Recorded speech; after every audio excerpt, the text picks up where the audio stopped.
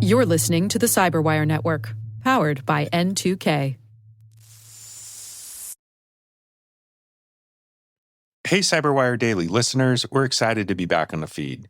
Today we're bringing you episode 16 of Threat Vector, where I talk to Mike Sikorski, CTO and VP of Engineering at Unit 42, about the 2024 Unit 42 Incident Response Report, the rapid changes we're seeing in threat tactics, and the critical role AI is playing in cyber defense. During Black Hat, we're going to publish an update to that report, which will include new predictions and insights from our teams in the field. As a reminder, there's no email or login required to read the report, so check out the show notes for the link.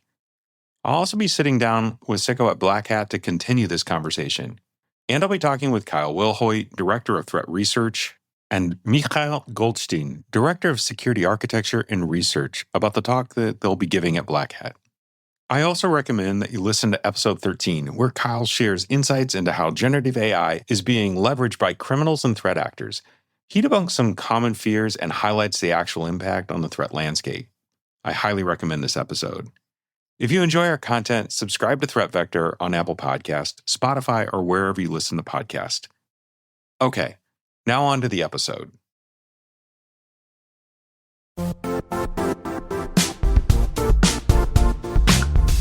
The IT world used to be simpler. You only had to secure and manage environments that you controlled. Then came new technologies and new ways to work. Now, employees, apps, and networks are everywhere. This means poor visibility, security gaps, and added risk. That's why Cloudflare created the first-ever connectivity cloud. Visit cloudflare.com to protect your business everywhere you do business.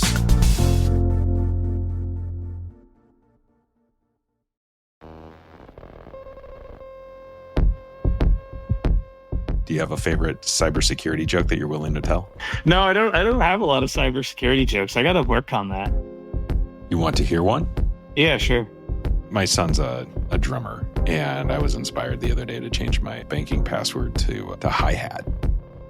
But the bank rejected it and said no symbols. Oh, that's pretty bad. Welcome to Threat Vector, where Unit 42 shares unique threat intelligence insights, new threat actor TTPs, and real-world case studies. Unit 42 has a global team of threat intelligence experts, incident responders, and proactive security consultants dedicated to safeguarding our digital world. I'm your host, David Moulton, Director of Thought Leadership for Unit 42. This episode is brought to you by Shopify.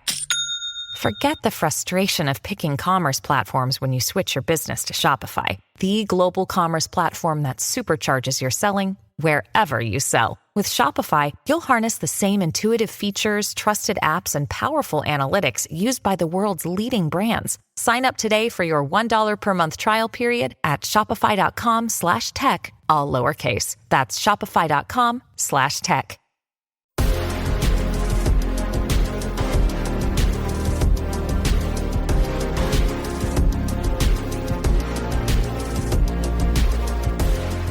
This week, I want to share a conversation I've had with Michael Sikorski. Siko is Unit 42's CTO and VP of Engineering and Threat Intelligence. He's an industry expert in reverse engineering and wrote the bestseller, Practical Malware Analysis, and teaches cybersecurity at Columbia University. Siko was the first guest we had on Threat Vector, and it's great to have him back. In this conversation, we dove into the new 2024 Incident Response Report from Unit 42 and talked about emerging cyber threats and novel tactics that the team has uncovered as we worked matters with clients around the world. Siko highlights the importance of managing vulnerabilities and shared his thoughts on best practices to mitigate these risks. We also discussed how leveraging AI, automated responses, and threat intelligence can bolster cybersecurity.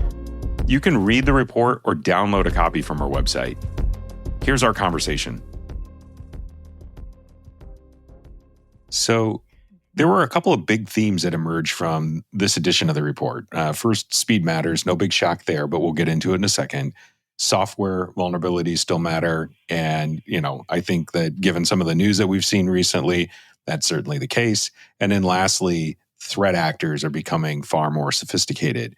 Let's start with that first theme about speed. In the incident response report, the speed of data exfiltration seems like it's ramping up. The median time between compromise and exfiltration was 2 days in 2023, down from 9 days in 2021. And nearly half of all breaches in 2023 led to data theft in under 24 hours. But when I read that, it shocked me a bit. What's the biggest takeaway for organizations trying to shore up their defenses against these quick strike attacks? Yeah, I think it's really becoming challenging for organizations that they need to make sense of this really quickly, right? If they're gonna get data off your network and exfiltrate in a day, that's really fast. I remember when I started doing incident response a long time ago, I'd go in and the threat actor had been there for a year and they still hadn't exfiltrated or even figured out where the thing is that they wanted to exfiltrate. So the time before the threat actor got access to the things they wanted just could take a really long time. But now what's happened is people are really starting to centralize their data like never before, right? Cloud came out, people started unifying in one place. They don't have networks that are kind of messy from the perspective of the data is all over the place. It's more easily accessed across the network or to the customers and more scalable. But in doing so, that kind of centralized everything and made it a lot easier for attackers to, once they get access to one thing, they're able to get out with everything they need. And in a ransomware case we worked this past year, in less than 14 hours, the attackers gained access to the org, exfiltrated terabytes of data, and then deployed ransomware to 10,000 endpoints, all in 14 hours. I mean, the amount of time you have when you're talking about that, this is a large customer. You got to realize what's happening very quickly and realize when you need to pull the siren and start executing and defending yourself. And I think the fact that there's just so many alerts and people are so buried by the amount of data they're getting from security products, really important to start including things like AI and automation and orchestration to make sure that you're able to sift through the noise, figure out what's important so you can respond super quickly to lock things down. I also think it's really important to figure out what are your crown jewels? What are the things the attacker is going to go after, right? Like when I look at ransomware, extortion cases that we've worked, a large amount of them, it's all about that data that they're after, right? Because if they can get your data, steal it, you're going to, and if they encrypt it, you're going to want it back. If you don't have proper backups, let's say you do have proper backups, well, they're going to then threaten you because they took it off the network and they're going to say, we're going to release this data and you're not going to want that to happen because your customers, your patients, your employees are going to get their information leaked, and that's going to be a problem for your business. What are you willing to pay for that? So what you need to do is really hyper focus around protecting the things that matter most, right? Because you at the end of the day, everybody gets hacked. Your day, if it hasn't come yet, it will come. It's a matter of when that day is going to come, and you need to be prepared. Which means you also need to set up a defense on your crown jewels, the things that matter most, which is typically your data. And so how are you protecting that? How are you monitoring it at a level that is above and beyond anything else you're doing anywhere else? Because that is going to enable you to know when something has gone awry. Siko, you mentioned AI and automation, and I'm wondering, are you noticing in our clients a difference between the haves and the have-nots when it comes to AI and automation? Maybe those that are leveraging AI and automation having smaller impacts or much faster response times? Absolutely. I think the organizations that are more mature and have adopted this more quickly, right? Instead of just dumping piles of alerts to a single place and having individuals sift through them to a point that they'll never make it through. It's definitely run into that time and time again where we're doing an incident response case. We come in and a lot of the information that would have alerted them that there was a problem is there.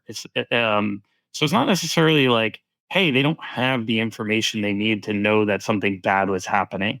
A lot of times that information's there. We're able to see it once we go in and really sift through it at a much lower level like you would do as an incident response team, which means that they didn't have time for it. They dismissed it thinking it wasn't that important, or they didn't stitch things together. So that's another thing we really focus on with our technology is like, how do you stitch things together? Like what you see on the network versus what you see on the host. Are those one and the same? You stitch them together into an incident. It's a lot easier for you to review, figure out what's really going on and make sense of it. Versus if you just see those things by themselves, you're just clicking through like, is this important or not? It's harder to make sense of. So absolutely, we're seeing a big difference in sort of the haves and have-nots when it comes to cybersecurity in general. Let's talk about investigations where Unit 42 was involved and we saw payment was made. In cases investigated by Unit 42 where payment was made, 82% involved data theft and harassment was involved in 27% of the matters. With these realities, how should organizations cope with the evolution of data threats and harassment?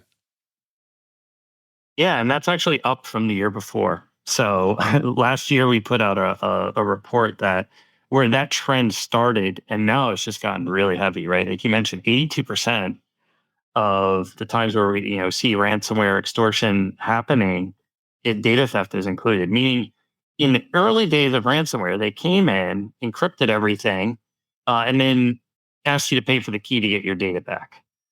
Now, 82% of those times they're stealing your data first before they do the encryption. And sometimes we're not even seeing them even bother with the encryption at all. They just steal the data and then start threatening you with what they're going to do with that data. And if your whole business is data, which is very common, especially when we look at like the top industries hit, one of the top industries is high technology, which means data is a huge part of that, right? And so they're going after these entities where data is very critically important, and they're stealing it. And the real reason they're doing that is because people have gotten better at having backups than ever before because they realize that, hey, I need to actually be backed up. They need to be backed up so that they can recover from a ransomware attack, of course, but it's also because they're not going to get insurance. They're not going to get a good policy written to them if they're not proving that they can recover from an attack of a ransomware attack. So this forced the threat actors to pivot and start saying, well, how can I still get paid? Well, I can still get paid even if they don't pay me on encryption if I steal the data. And then what happened is that even became a thing where people weren't paying on. And that's where they've started gone this, what I describe as a dark place where they started harassing people. And it's gotten pretty nasty out there where, harassment is up. It's up to 27% of the time of cases reading. So for us, it's like almost every single week we're seeing some sort of harassment. This could be anything from the CEO is getting harassed directly. We've seen spouses of C-level executives get text messages from threat actors, flowers sent to their house. I mean, that level of harassment. We've seen employees get harassed. We've seen customers get harassed where they're pretending to be the company. And we've seen people say, hey, if I'd known this harassment was going to be at this level, I would have paid a long time ago. We even had a healthcare organization get a hit and ransomed. And the threat actor actually reached out to the patients and said, you could pay us $3 to see what data we have and then $50 to get it removed before this all gets leaked. While at the same time, they were asking the healthcare entity to pay millions. So they're really stooping to a low level where they're willing to go after schools, hospitals, and others like never before. And then that level of harassment, like I said, year over year has gone up. And we don't sense that's going to stop anytime soon.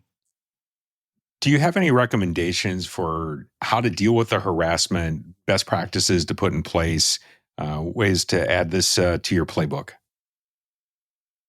I think it's really being prepared, right? Like taking the time to think about what happens to this data if it is stolen and somebody has it in their hands.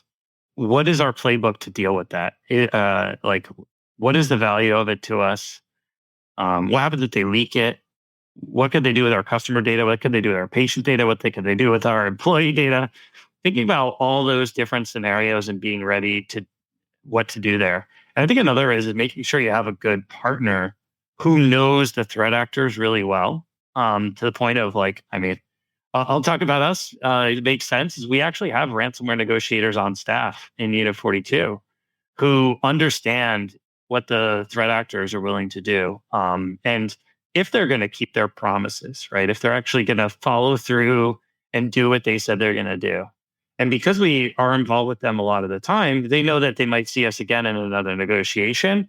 And we know what to expect from them, right? We know if they're just going to leak your data anyway, in which case that advice, knowing that the threat actor is going to leak it anyway, means that you can prepare when that day inevitably comes. Obviously, it's about stalling them at that point if you know they're going to do it anyway, and then how to make sense of it. And one of the things we're actually able to analyze with this incident response report we're putting out is how often do they keep their promises? So in 68% of the time, they kept their promise, when I saw that stat, I actually thought to myself, I thought that was pretty low. Because when we looked at it, 21% of the time, they did not keep their promises. And meaning that even though they said they weren't going to leak the data, they still did after the ransom was paid. And these threat actors, specifically the ransomware gangs, they have a reputation to uphold on multiple fronts to stay in business. We saw 25 new ransomware groups emerge in 2023, and really for them, it's really about their reputation. Like so, and when I see multiple angles of their reputation, one is, do they pay out for access? So somebody might hack someone, use a vulnerability to get in. They then take that and they sell access to the ransomware gang, who then gets the cryptocurrency payment and actually executes the ransomware, everything else. But then they got to pay that person for the access. How often and how properly do they pay? That's part of the reputation. The other angle of the reputation is, when someone does pay them, how often is it over? Right? How often is, I pay that ransomware gang, they stop right there. They don't leak. They don't do anything else with it. And those two reputation scores really do dictate which of the ransomware gangs become the most popular. Because as soon as you stray from that, it's like, why would you do business with them again, right? Like, if somebody starts not keeping a promise, we immediately advise our customers to not pay them, because what's the point if they're not going to honor the terms, right? Absolutely. If you know somebody's not going to honor their word, especially in a high stakes ransomware negotiation, why would you continue to work with them? So let me shift a little bit. Siko, Unit 42 found that the use of wipers and data destroyers were up 5x year over year. How does this feed into the evolution of the attacker methods that you've been talking about? Yeah, I think a lot of the wiper activity we've seen, so when we say it's up across the board, so a lot of that is seen through the threat actors that are more nation state focused.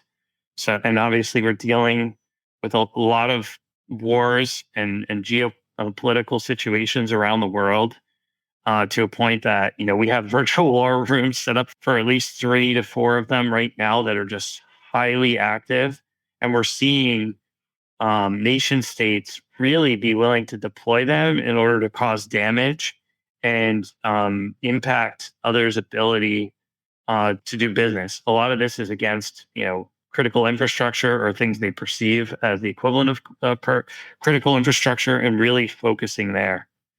We've also seen these types of technologies deployed when people just want to remove evidence of what they did, right? So if they did something to get onto a network, got the data off the systems, and they're not actually going to deploy ransomware, they might just run some wipers to kind of cover their tracks. And if they've already made out with the data, they can still use that against the organization, but then obscure the things that they did do on the network. According to Unit 42 research, software vulnerabilities are now the top initial access vector, scooting ahead of compromised credentials and phishing attacks, which is really a game changer. I'd like to hear your thoughts on what's driving this shift and how companies can stay one step ahead. Yeah, I think in 2023, when we look back, it really was that year of this steady cadence of just massive vulnerabilities that are exploited at an unprecedented scale. I think there's a few factors leading to that. I think these vulnerabilities, the threat actors are able to latch onto them and leverage them very quickly. We saw the Clop ransomware gang jump onto the Move It vulnerability and expose thousands worldwide and implement ransomware against a ton of them, becoming one of the most prolific gangs of 2023 just off that alone. We saw a lot of, external facing products that, that had 0 days, and organizations did not patch. We saw the Citrix vulnerability that was huge. We saw the Cisco vulnerability. Confluence was another big one. We're talking tens of thousands of devices exposed. And then most recently, we saw Avanti talk about 4 0 days in a row here with upwards of 30,000 exposed devices, to the point that the US government is saying, forget about that, just unplug it, because we don't even know what's going to come next there. So just unplug the technology and not even use it, because we don't know what more attacks could come against that. And an ability for attackers to take these vulnerabilities and scan the entire internet for them and really have a good understanding of what someone's is vulnerable to very quickly, so that they can execute their attack is leading towards that. So this steady cadence of just massive attacks of externally facing technologies is a big reason why. And some of these technologies are legacy. So these aren't necessarily things that are new. In the Cisco case, it was something that should have been patched a very long time ago or not even really exposed to the internet at all. So it's just a general inability for companies to patch these, prioritize the patches, but to also pay attention to their actual hygiene of what are the things they have attached where people can get access and exploit. And that's what's really important to continually perform an analysis of the attack surface that you have out there, right? What is your actual footprint? What things are exposed? Are people spinning things up in the cloud that you didn't even know and exposing that to the outside world that makes you vulnerable? Is there some old router that still attached to the web that with an admin interface that shouldn't be attached? These types of things are really what organizations have to be hyper focused. Like a lot of times they're like, oh, we got to move to the cloud. And then they forget about all this stuff that they have plugged in that needs to also be looked over. So I think prioritization of the vulnerabilities, patching them, and then constantly paying attention to what is actually exposed, especially as more and more vulnerabilities get released, means that you need to very quickly get in there and patch them. But that's the other thing, is making sure you know what the attackers are going after. So as soon as the attackers are jump onto a certain vulnerability, you need to know about that and make that your highest priority, because that's the biggest risk, right? 0 days are out there no matter what you do, but knowing that the attacker is leveraging them and that's why you need to prioritize it or even take it offline until you fix it. Like those are critical things that you need to focus on. And back to the point of vulnerabilities actually displacing phishing for the first time in years, I think that's going to be short lived. I really do. I think my prediction is that this is going to be a 1 year thing. And that's despite of the Avanti 0 day happening already. I think the reason is because of generative AI and the ability of attackers, their phishing techniques are going to get so much better because they're not going to be broken English and things like that slowing them down. And instead, it's going to come up and be the number one again next year. So, Siko, talk to me about the best practices that you recommend to mitigate risk from software vulnerabilities. And then if you've got a couple of ideas on what organizations should immediately do if they find that their software has been compromised.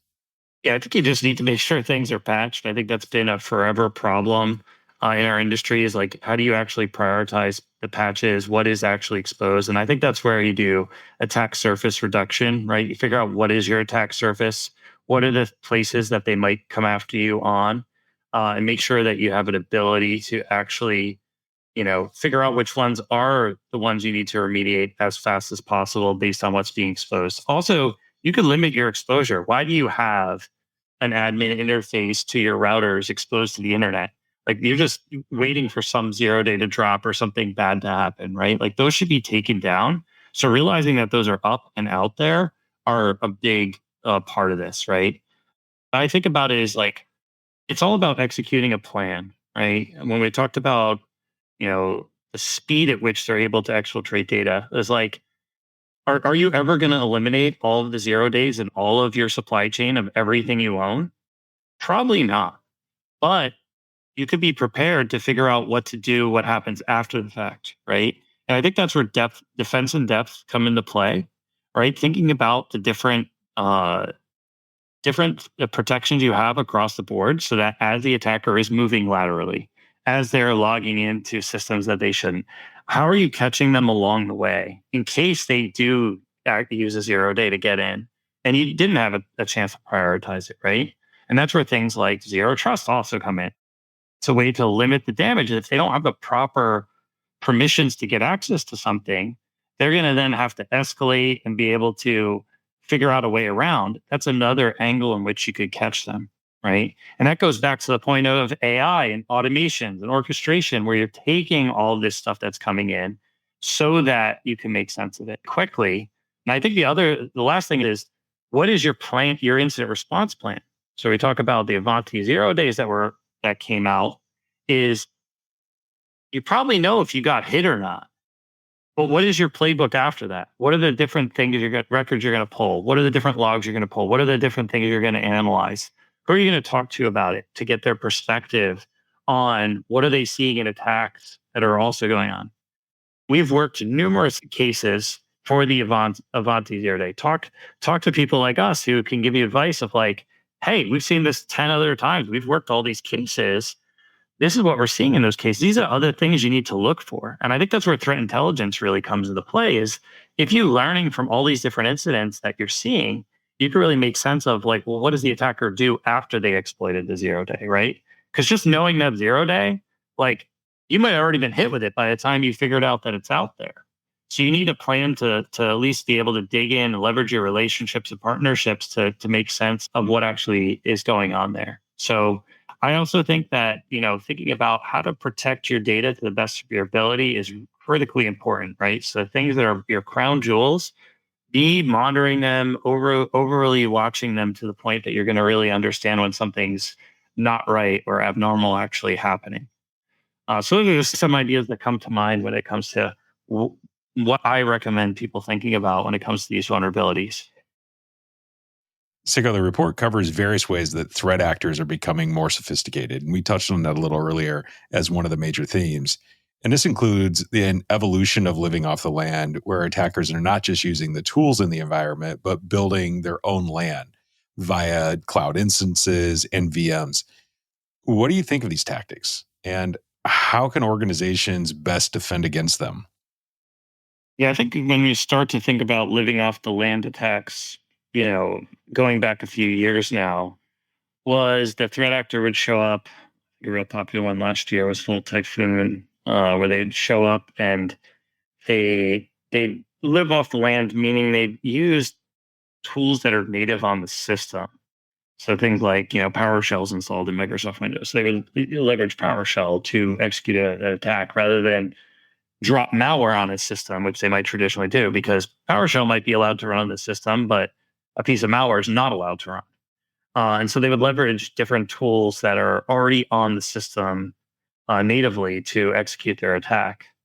And the other angle, which you mentioned, is sort of like setting up their own infrastructure inside someone's environment, right? With now the fact that the cloud has gotten so popular, attackers are getting credentials to the cloud, and that enables them to spin up their own infrastructure, their own VMs inside customer networks, and essentially setting up the computer there that's running is actually inside, being paid for by the person getting attacked. So the attacker's coming in and they're saying, well, I'm just going to set up my own computer in your infrastructure and launch all my attacks for there. And guess what? You're paying for the cloud bill on that.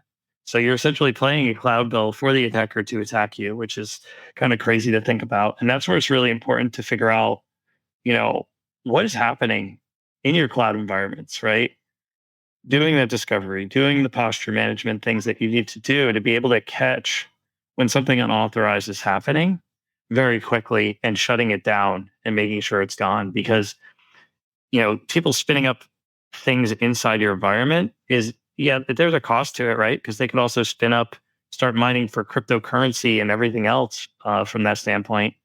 And also, these things that they're spinning up in your environment, they might get access to systems across the network that they wouldn't otherwise have. And most people's machines on your network, like your employee machines, are managed, right? They have maybe a EDR product or antivirus and other things on it that are naturally logging back and reporting that things are all good. But when they spin up these types of things in the environment, that doesn't have any of that technology installed and can make it easier for them to fly under the radar. It sounds like you're saying that the call is coming from inside the house. What's your advice to listeners to deal with this level of sophistication? I think it's all about, realizing what is actually happening in your cloud environments, right? I think people are not doing that properly. They are not really paying attention to the cloud and implementing the level of protections in the cloud that they need to be. the amount of cloud incident responses that we're responding to continue to go up year over year. I think, last year it was, 6% of IRs we went to. Now it's already 16% of IRs. And that trend is just going to keep going up and up as more environments and more IRs involve the cloud directly. And I think when people are moving there, they're not really thinking through it. They're hiring, people don't often have a lot of experience with it. They don't have a ton of people who know the security that we should be implementing there. There's a lot of hard-coded credentials that are being leveraged to get into things that the attacker that could then go after. And then people are just not paying attention to the things that are the shadow IT that's getting spun up in the cloud. It's getting the job done for the employees who are spinning it up, and they're not necessarily trying to cause damage by doing it. But sometimes that leaves things vulnerable because they're not patching them. They're not monitoring those things. They're getting spun up, and then it provides an access for an attacker that wouldn't otherwise be there. And the same thing goes for, are you monitoring what's going on in your cloud in case an attacker gets in there and starts spinning up things left and right? Through all the changes in tactics, Unit 42 saw more than twice as many investigations involving business disruption, 35% of the cases in 2023, and that's up from 16% in 2022. Do you expect that trend is going to continue? Absolutely. I think that when we're seeing these extortion cases and the ability that, hey, we're going to disrupt and take your data and then start harassing your customers, your patients, everything else, that's very problematic, right? And I think another thing we're seeing is they're extorting you, right? And we're talking about data theft extortion, but another extortion technique that they could go after is, well, what happens if I take down your website? What happens if I take down your cloud environments because I stole the credentials to all those things? And how many days, how many hours it's going to take you? And what is that actually going to be? How costly is that going to be to your business? And then also we're seeing a lot of these 0-day vulnerabilities we saw, and even patch vulnerabilities that end-day vulnerabilities that we've seen where people haven't implemented the patch, they're having to actually take systems offline. And a lot of these are network connectivity systems, right? VPN software, routers, things like that, where they actually have to take those offline due to an attack. And when you're taking that offline, that means people can't connect to the network. It means they can't get their work done. And that's why we're seeing those go up, is because a combination of these extortion techniques, a combination of the types of vulnerabilities that we're seeing out there being exploited. I think you're absolutely right there, Siko. As an attacker, you want to have leverage, and it really doesn't matter if it's a threat to share your data or to turn off work processes. It's leverage. And I think attackers, as nasty as it is, are willing to use it. So let's shift gears real quick and talk about AI, everyone's favorite topic. Given the significant role AI plays in cybersecurity, and this is something that's highlighted quite a bit in the 2024 Incident Response Report, could you share your perspective on how AI is reshaping the landscape of cybersecurity, defense, and threat detection? Well, I think AI has been reshaping that landscape for a very long time. Right? I think a lot of companies like ours have been investing in AI for quite some time. And I've personally been doing research for the detection and classification of malware using AI for well over a decade. And I think it's really, focused on, it's really coming to be in the popularity because of things like ChatGPT. And I think that'll enable people to learn things more quickly. I mentioned attackers will leverage it to make their phishing attacks better. But I think the AI reshaping, cybersecurity defense is a journey we've been on. And the question is how quick can we get there? Because we really need to move faster. Because as fast as we're going to implement AI in our defense, the attackers are going to be using AI for their attacks. And so we have to stay ahead of the curve. And I do think there's some promise there. There's some light at the end of the tunnel from the perspective of, if we can use AI to find these vulnerabilities in our software as our developers are writing them, which we're starting to do, we could then patch them and not have them even exist, right? And if they don't exist, then the AI on the other end isn't going to find them, right? So I think there's really a lot of like thought of like, could AI actually cause more benefit to offense than it can, or sorry, to defense than it can to offense? In which case it could be really beneficial because at the end of the day, there is time for us to fix all the problems before it goes out. And so it's about how fast can we leverage that technology to make sense of things. And then I think we invested a lot as a security industry, as CISOs of trying to implement these things. And we wanted all this cool technology out there. But the problem with all the cool technologies, it just fires tremendous amount of alerts that is just really problematic for us to make sense of as humans. And that's where AI really needs to come in and clean things up. Because, we can't possibly have a human respond to the billion alerts that are coming in a day, right? We need that summarized and turned into just a few things they action and dig into and actually try and figure out if there's something more to it. Siko, give me some insights on why the Unit 42 team spends the time and effort to produce these types of threat reports. Yeah, it's really important to take a look at the trends of what you're seeing across periods of time so you know how the threat actor is adapting. And one of the big things we do in Unit 42 is we don't just go around doing incident response one after another. We actually take time to examine what happened in those incident responses. Sometimes that goes as far as staffing a threat analyst on an incident response so that they're sitting there side by side with the incident response team, digging in, providing support of saying, hey, we saw this threat actor, 3-6 months ago, whatever it might be. This is what they did. So you should look for these things. And this is what they're known to do after that. And then also learning from the experience. So by learning from our experiences as we do incident response over a long period of time, we can really glean a lot of information about how the threat actors themselves are evolving.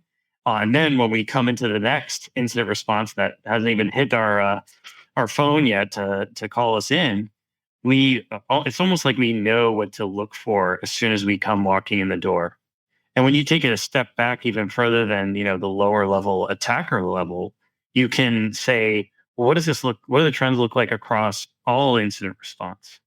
And by doing so, you can say, well, let's take a look and figure out how are people breaking into these networks, right? Because nowadays we can actually take our time to do an incident response. And during that, we could say, how did they get in? What was the initial infection vector that led to this intrusion? Because of the fact that we're getting called in so much faster than we ever were before, we could figure out how the attacker got in. And by looking at that across all of the incident responses we've done, we could say, oh, this is where we really need to focus our security. We can use that information to find gaps in our own products, gaps in what the customer owns and how they have their things configured. And then we could, best go into the new year knowing what types of things to recommend to customers based on what we've historically seen. All right, Siko, this has been a fascinating conversation. What's the most important thing a listener should take away from today's conversation? I think the most important thing is that the fact that if vulnerabilities have become the number one way that they're getting into a network, I think that's a very hard thing to combat. I think it's a best effort. I think it's focusing on your attack surface that's out there, but inevitably a 0 day, by nature of it being a 0 day, there's only so much you can do. And that's why defense in depth and making sense of all of those alerts, which is really your defense in depth, right? Because you have all these point products that come together. If you can make sense of all that noise and turn it into the one alert, that's the really important one for you then to pivot and realize that I need to dig in all these other places and action it in the right way, I think is of the utmost importance. And I think that comes together with AI, with threat intelligence, and with really making sure that you're protecting the things that matter most. Siko, thanks for taking us through your thoughts on the new 2024 Incident Response Report from Unit 42. We have a link to that report in our show notes, or you can visit the Unit 42 site. Before we end today, I want to share some of my own thoughts. Hosting the Threat Vector podcast means I always learn something new from our guest, and I hope you do too. For me, talking to experts is an incredible way to learn, and today I had 3 big takeaways from my conversation with Siko. My first takeaway happened when we were talking about vulnerabilities. In this report, we noted that software vulnerabilities were the number one access point for threat actors, and then recommended having a well-planned, well-practiced incident response strategy. That second part, the IR strategy, really isn't a surprise. But for me, the big takeaway I had was that this recommendation is great advice for anyone that needs to respond to a security risk, podcast hosts included. As the person responsible for Threat Vector, I didn't have a playbook for how to get an episode out when the Ivanti vulnerabilities rapid response kicked off here at Unit 42 at the beginning of February. Thankfully, I'm surrounded by incredibly dedicated professionals here at Unit 42, and we were able to respond and put out a great episode. In fact, if you've not heard it and are concerned about the Ivanti vulnerabilities, you should go listen to it. There's a link in our show notes. Ingrid Parker and Sam Rubin did a fantastic job outlining the situation, the risks, and then gave thoughtful guidance on what you should do. And as Sam pointed out, even if you're not impacted by these Ivanti vulnerabilities, use this moment as a reason to review your playbooks. Or as he says, let's use this as an opportunity to make sure that we understand our attack surface. Let's make sure it's an opportunity to make sure we have the right prevention, detection, and response strategies and capabilities in place. And if you need help with that, contact Unit 42. The next thing I took away from the conversation was Siko's prediction that vulnerabilities being the number one access point for threat actors will be short-lived. At first, this really surprised me, but I think he's right. Threat actors will leverage any technology that gives them an edge. And AI will certainly help threat actors with phishing. As we update this report throughout the year, this will be something that we look out for. I suspect this is a case of when, not if. And my final takeaway was a reminder of just how relentless and adaptable and at times sophisticated threat actors can be. The part of our conversation where Siko explains how some threat actors are using the victim's own cloud environment for their activities really was adding insult to injury. It's frustrating to know that some victims are paying the bill to be attacked. I know my counterparts on our threat intelligence teams and in our consulting groups are helping clients deal with these realities all the time. If you need help dealing with a sophisticated threat actor, or maybe you're like me and have recently been reminded that you should have an incident response playbook, you should talk to the professionals in Unit 42. I want to thank Siko again for taking us through this report and its findings here on Threat Vector. We'll be back in 2 weeks with Jacqueline Wadajka for a deep conversation on the SEC's cyber rules. Until then, stay secure, stay vigilant. Goodbye for now.